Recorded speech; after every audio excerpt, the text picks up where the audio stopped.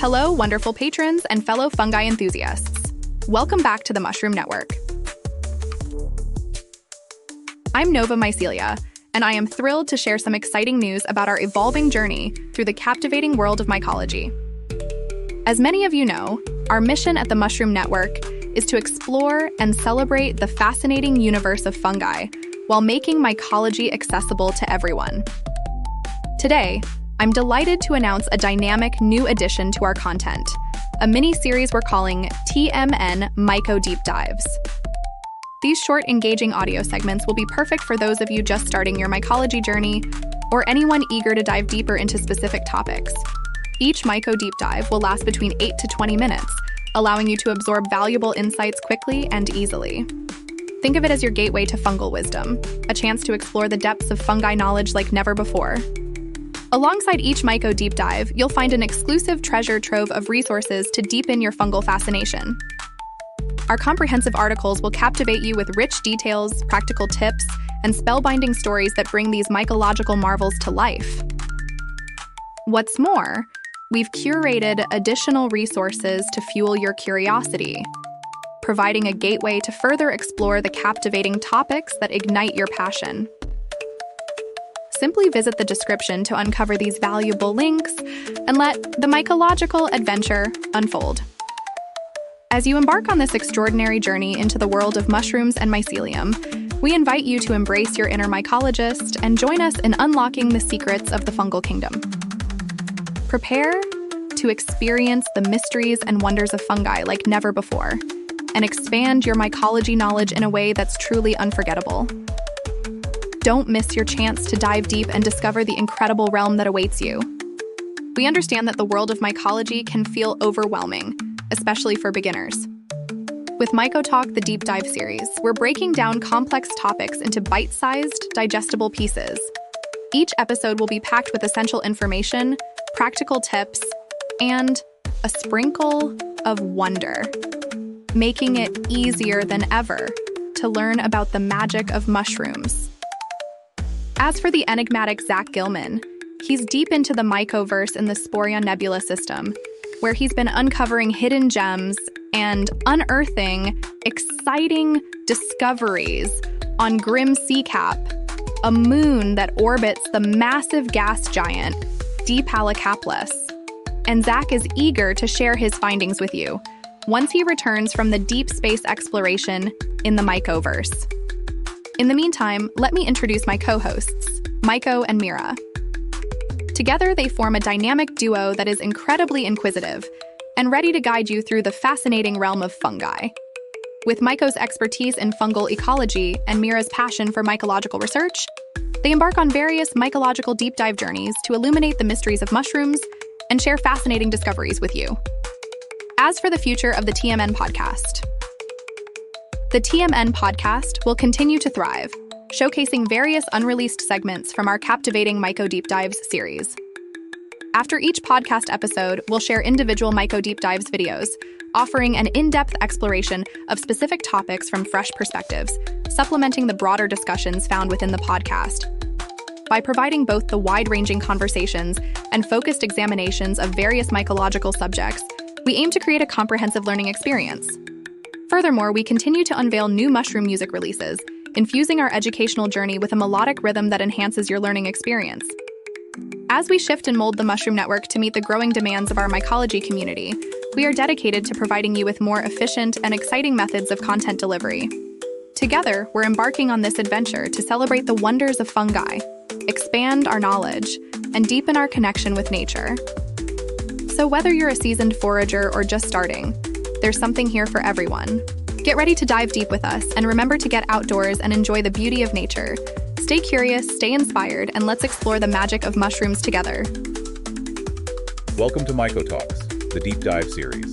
I'm Myco Capman, and with me is Mira Fungwell, your guide through the wonderful, weird world of mushrooms. Weird indeed. I'm still learning what's edible, what's magical, and what just looks cool in the garden.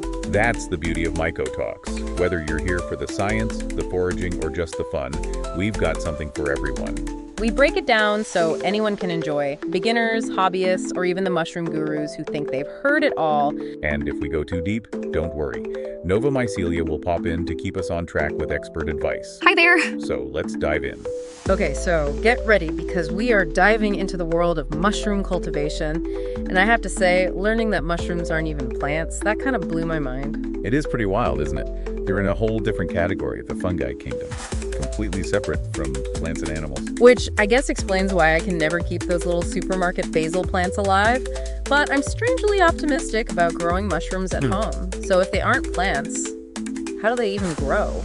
Must need sunlight, right? You would think so, wouldn't you? But no, mushrooms have figured out a different strategy. They're like the ultimate recyclers. Our sources describe this incredible network of threads called Mycelium that spreads out and breaks down organic matter to get the nutrients they need. Mycelium. I've seen that word thrown around a lot. Is that basically like the mushrooms version of roots? Exactly. It's like a hidden underground network, kind of like the internet of the fungal world. Yeah. Those threads, called hyphae, are the real workhorses. They do all the decomposing. And then, like a grand finale, we get the mushroom itself, which is technically just the fruiting body. So no sunlight needed. That's a relief for those of us who don't have the greenest thumbs. But I do see all these mushroom kits online, and they always mention humidity and air circulation. What's that all about? Well, even though they don't need sunlight, we still have to create the right environment. Think of a damp forest floor. That's kind of what we're going for. And a lot of those kits, they use a method called bucket cultivation, which is perfect for beginners. Okay, bucket cultivation. So I can literally grow mushrooms in a bucket in my living room. Pretty much. It's all about providing the right conditions. Our sources talk about temperatures between 55 and 75 degrees Fahrenheit, humidity around 80-90%. Okay, I think I can handle that. Although now I'm realizing I don't even know what kind of mushrooms I want to grow. We've got sources on oyster mushrooms, shiitake, lion's mane. It's like a whole world of fungi out there. It really is. Each one has its own personality, so to speak. And just like with plants, some are easier to grow than others. Right, because oyster mushrooms and shiitake, those seem pretty different in terms of like their texture and flavor and everything. Do they all require the same kind of care? That's where things get really interesting. Some mushrooms are totally happy in a simple bucket setup, while others might need a bit more attention. It's all about finding the right match for your environment and your experience level. We'll dive into all of that as we go. Okay, so matching the mushroom to your environment is key. Kind of like choosing the right plant for the right spot in your garden, but for mushrooms. What are some of the key things to keep in mind when making that decision? So, okay, say I've got my humidity and temperature all figured out. How do we actually start growing these things? Like, are we planting little mushroom seeds? Not quite seeds. Remember that mycelium network? Yeah. That's how we get things going. With a piece of that network called spawn. Spawn. Okay, I remember that from the research, but what is it exactly? It's mycelium that's been grown on like a carrier, like grain. You can buy it or even make your own. Oh, wow. Okay, so it's like giving the mycelium a head start. Exactly. And then you introduce it to your sawdust or straw or whatever you're using. And our sources talk about all kinds of growing mediums and cultivation techniques. We've got log cultivation and buckets and straw and even tissue culture. It sounds super scientific. Yeah, okay, so log cultivation, that sounds self-explanatory. Like you're growing them on logs, but how does that actually work? It's pretty straightforward. You get your hardwood logs, oak, maple, drill some holes, pack them with the spawn, and then it's pretty much up to nature from there. Wow, and those mushroom kits that I see online, are those considered bucket cultivation? Yes, exactly. They usually come with a sterilized substrate, often sawdust and soybean hulls, and of course the spawn. And then you just, like mix it all up and then seal it in the bucket and then wait for mushrooms to magically appear? And pretty much got it. What if I don't have a bucket though? Can I use something else? Oh, for sure. A lot of people use all kinds of containers. The main thing is just making sure that it's clean, obviously food grade, and can hold in moisture, but still allow some airflow. Okay, so then what about this straw method that I keep hearing about? So it's kind of similar to the bucket method, but you're still providing that food and that happy environment for the mycelium to do its thing. One of our sources, this book on mushroom cultivation techniques, talks about how to pasteurize the straw to make sure there aren't any other fungi hanging out in there. Oh, smart. And then you mix in your spawn and layer it all up. Okay, so we've got our substrate, we've inoculated it with the spawn. Do we just wait for mushrooms to pop up now? Almost. There are a few more things going on, like the mycelium actually needs to colonize the substrate, like sending out its little explorer threads everywhere. That's where those ideal conditions come in, right? So the mycelium can do its thing. Exactly. And once the mycelium has fully colonized the substrate, Then we have to trigger the fruiting phase, which is when we actually see the mushrooms. Oh, okay. So how do we do that? It's actually about mimicking the natural cues that tell the mushroom it's time to, reproduce. One common technique is to give them a bit of a cold shock. It's like simulating a change in weather. That's so cool. It's amazing how in tune they are with their environment. But things must not always go perfectly to plan, though, right? I mean, what are some of the things that can trip up even experienced mushroom growers? So I'm thinking about those mushroom kits again, and what if I mess it up? What are some of the things that can go wrong, even if I'm trying to be careful? Well, you've probably dealt with pests in your garden, right? Like aphids or something. Yeah, unfortunately. Mushrooms have their own little enemies, too. Things like fungus gnats and mites. Those can be tricky. Oh, I bet. And then there's contamination, which is a whole other thing to watch out for. Contamination? You mean like other fungi getting in there? Exactly. And it can totally take over. It's like they're crashing your mushroom party. Oh, no. So how do we avoid that? I'm guessing, cleanliness is key. Definitely. You almost have to think of it like a surgical room for mushrooms, sterilizing everything, wearing gloves. Some people even use these things called still air boxes, which sounds intense. Okay, I'll have to look into those. What about those organic pest control methods? What are those all about? Things like neem oil and diatomaceous earth can work really well. They're natural ways to keep the bad guys away. Okay, that makes sense. So let's say we've managed to keep everything clean and pest-free. Our mushroom babies are happy and healthy and growing. How do we actually know when it's time to harvest? That's the exciting part. Usually you'll harvest right before the cap's fully open. You just gently twist and pull. No need for knives or anything. Okay, cool. And this might be a dumb question, but can you, get multiple harvests from the same mushroom? Or is that just wishful thinking? No, you're totally right. It's called flushing.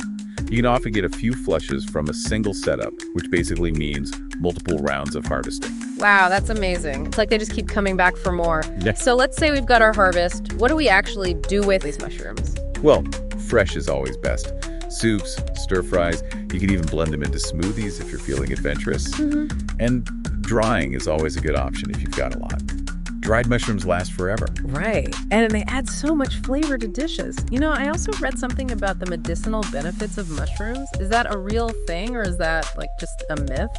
No, it's true. People have been using mushrooms medicinally for centuries. Right. And modern science is actually backing a lot of it up, which is pretty cool. Like that 6 Steps article we read, it mentioned something about mushrooms and vitamin D. Yes.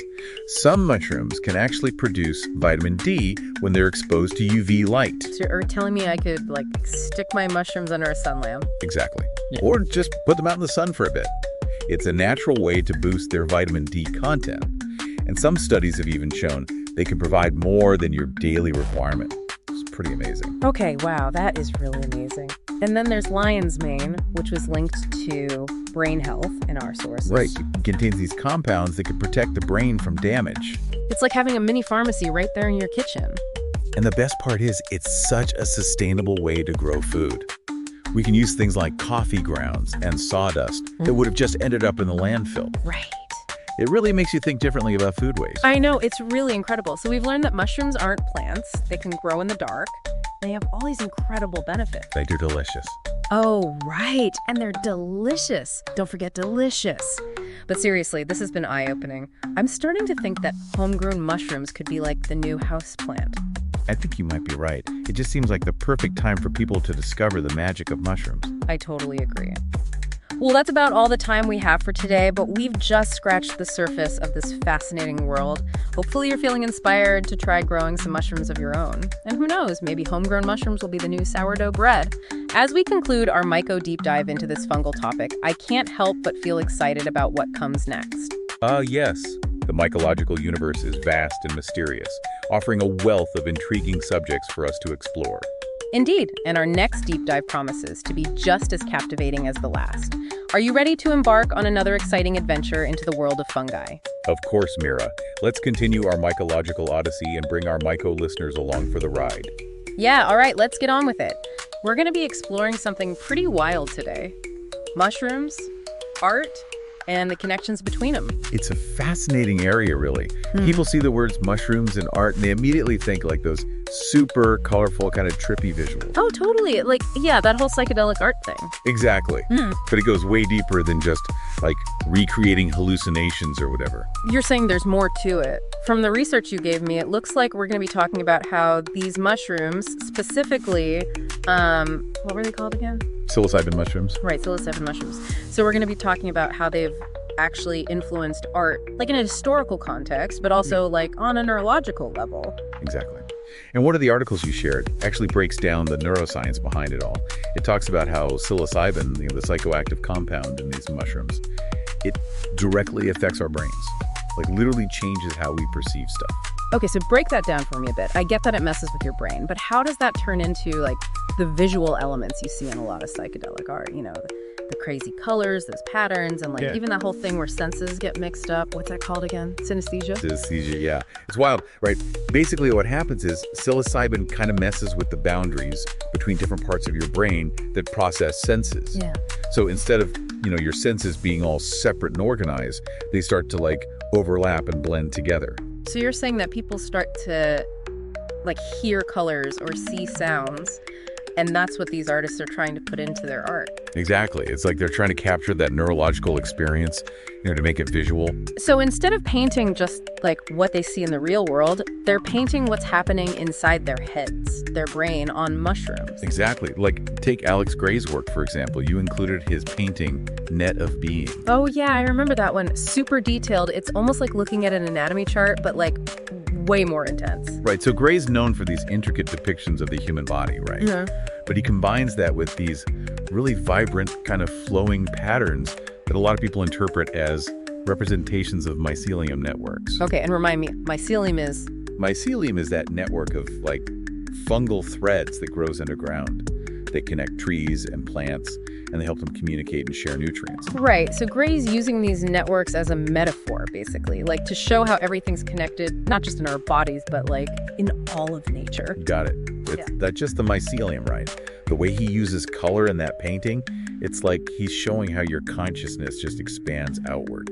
It's pretty mind-blowing when you think about it. A mushroom can represent all that? That's the thing about mushrooms in art. They become these symbols, these representations of bigger ideas, like transformation, the cycle of life and death, how we're all connected to nature. Okay, I'm definitely hooked now. So tell me, how did other artists use these symbols? I'm ready to go deeper on this. Let's jump from Alex Gray to someone completely different. Peter Mack. Oh yeah, his stuff is totally different from Gray's. Max is all bright colors and like good vibes, Exactly.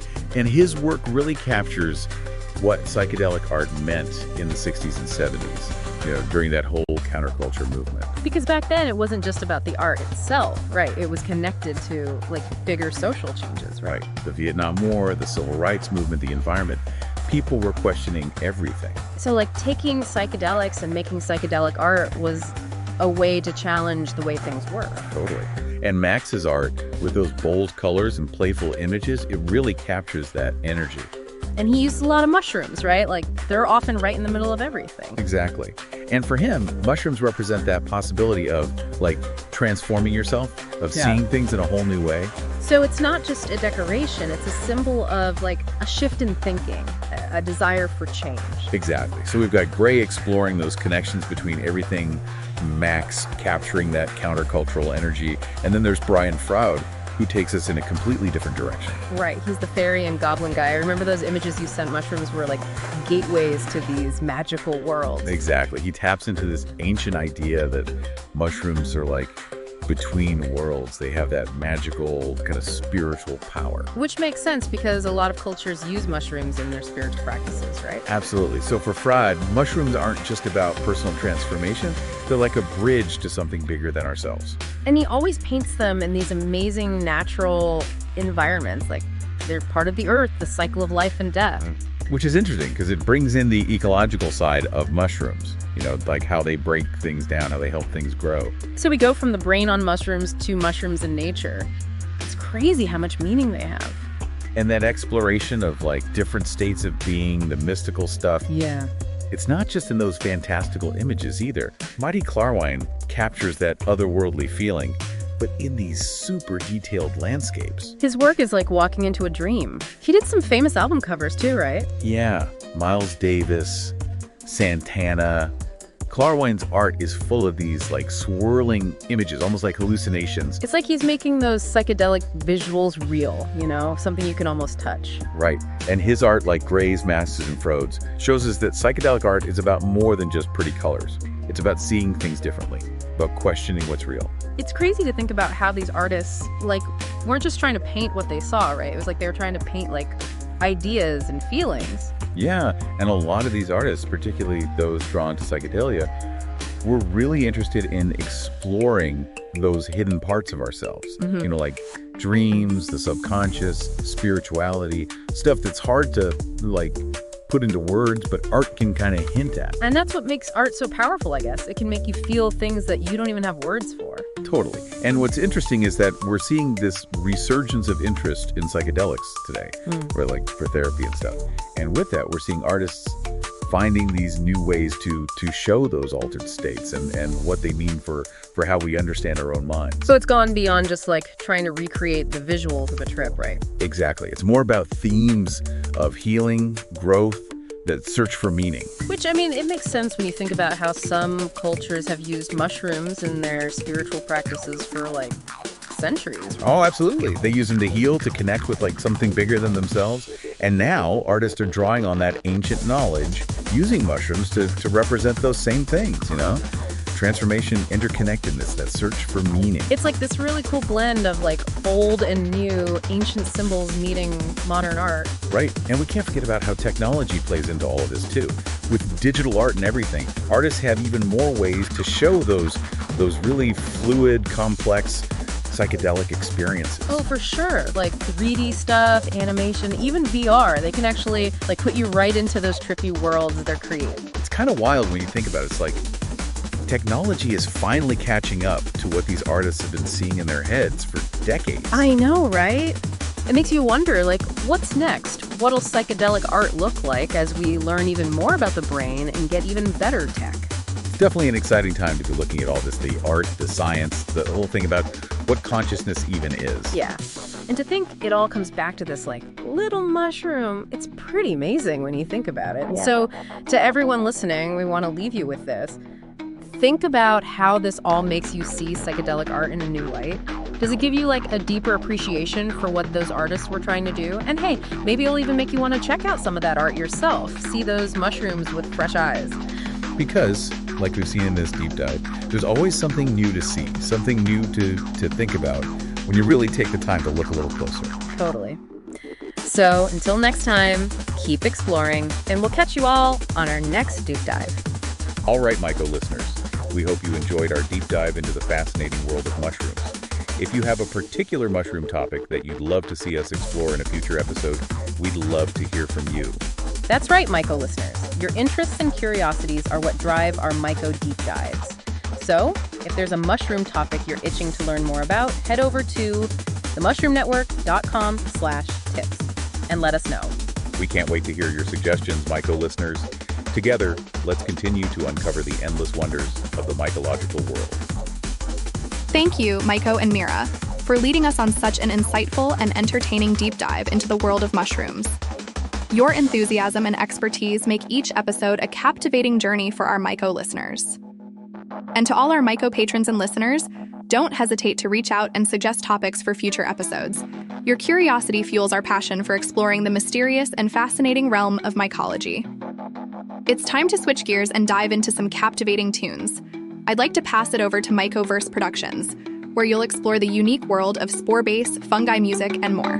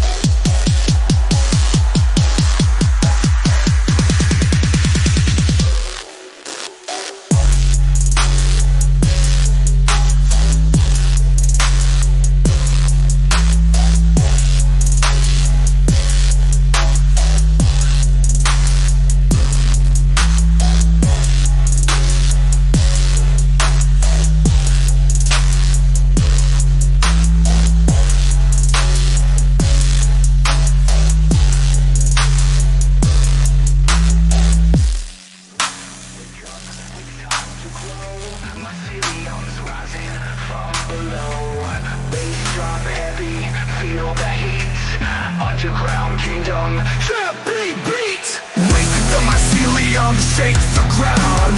Bass so loud, feel the underground sound. Roots spread deep, we're taking flight. Fungi rise under neon lights. Wake the mycelium, shake the ground. Bass so loud, feel the underground sound. Roots spread deep, we're taking flight. Fungi rise under neon lights.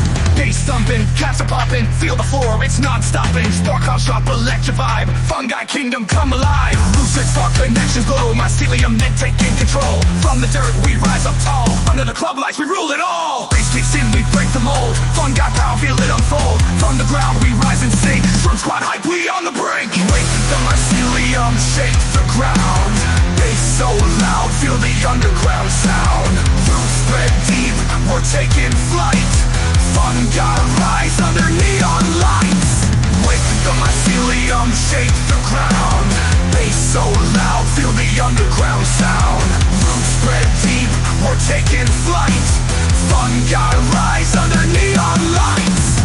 Glowing caps, the dance floor's lit. Fungi crew, we run this hit. Spinning vibes from night to dawn. Mycelium world, we're turning on. Roots entwined, beat so wild. Fungi life, nature's child. Wake the earth, feel the hum. In this space we just begun. Wake the mycelium, shake the ground. Bass so loud, feel the underground sound. Roots spread deep, we're taking flight. Fungi rise under neon lights. Wake the mycelium, shake the ground. Bass so loud, feel the underground sound. Roots spread deep, we're taking flight. Fungi rise under neon lights. Baseline thumping, spores explode, mycelium on overload. Mushroom caps are glowing bright. Underground we own the night. Roots that dance, no chains divide. Fungi flow, we free our mind. Nature's rhythm in the beats. Wake the world beneath your feet. Vibrations pulse through every root. Clubs on fire, fungi's roots. Through the soil, through the ground, feel that mycelium sound. Wake the mycelium, shake the ground. Bass so loud, feel the underground sound. Roots spread deep, we're taking flight. Fungi rise under neon lights. Wake the mycelium, shake the ground. Bass keeps thumping, round after round.